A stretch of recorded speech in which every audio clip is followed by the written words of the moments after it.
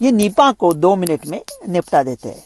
ये चमगादड़ बैट से आता है, 3 तरीके से आपको पकड़ सकता है। एक है सीधा बैट से, उनकी थूक या पिसाब मतलब या नीरा पीते हो, ताड़ी पीते हो तो उबाल के पी लो, मजा किरकिरा हो जाएगा, लेकिन क्या करेंगे। आधे कच्चे फल मत खाओ जो रास्ते पे गिरे हैं, धो के खाओ। दूसरा तरीका है, ये बैट्स चमगादड़ किसी इंटरमीडिएट को होस्ट को पकड़ेंगे, जैसा कि मलेशिया में सुअरों को पकड़ा था, ऑस्ट्रेलिया में घोड़ों का। इंडिया में ऐसा कोई दिखाई नहीं दे रहा है, फिर भी अगर आप नॉनवेज खाते हो तो अच्छी तरह से पका के खा लो। तीसरा तरीका है इंसान टू इंसान, ह्यूमन टू ह्यूमन ट्रांसमिशन। अब आई पैंडेमिक वाली बात, लेकिन इसका पैंडेमिक नहीं हो सकता, क्योंकि जिस आदमी को निपा हुआ है वो इतना गंभीर तरह से बीमार होगा कि वो बाहर जाके फैला नहीं पाएगा, और ये रेस्पिरेटरी सिक्रीशन से नहीं फैलता, तो मास्क का कुछ जरूरत नहीं है। ये फैलता है बॉडी फ्लूइड से, जैसे कि थूक, पेशाब या खून। अभी बोलो जय और वीरू एक दूसरे के गहरे दोस्त है, फिर भी वीरू जय के पेशाब को या थूक को क्यों हाथ लगाएगा।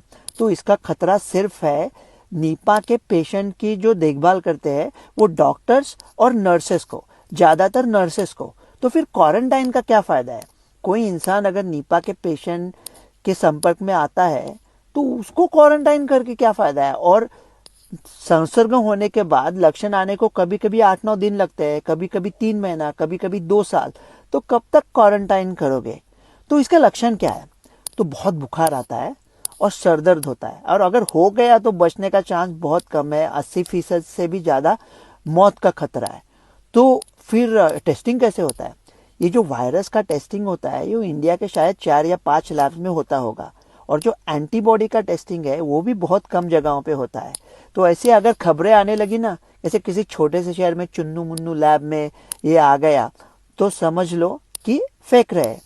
तो क्या इसका वैक्सीन बन सकता है। अरे वैक्सीन तो हम किसका भी बना सकते हैं, लेकिन फायदा क्या है यार।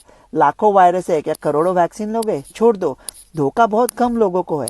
इसकी दवाई है क्या, बारे बहुत दवाई है, लेकिन कोई चलती नहीं है, मतलब दवाई नहीं है।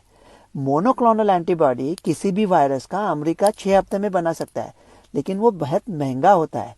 जो चांद के पिछवाड़े पे गया भारत, वो देश जुगाड़ निकाल के ऐसी तरकीब निकाले कि मोनोक्लोनल एंटीबॉडी सस्ते में कैसे बनाते हैं, तो पूरे विश्व का दुआ लेके जाएगा और लीडरशिप करेगा। उम्मीद करते हैं वही करेगा।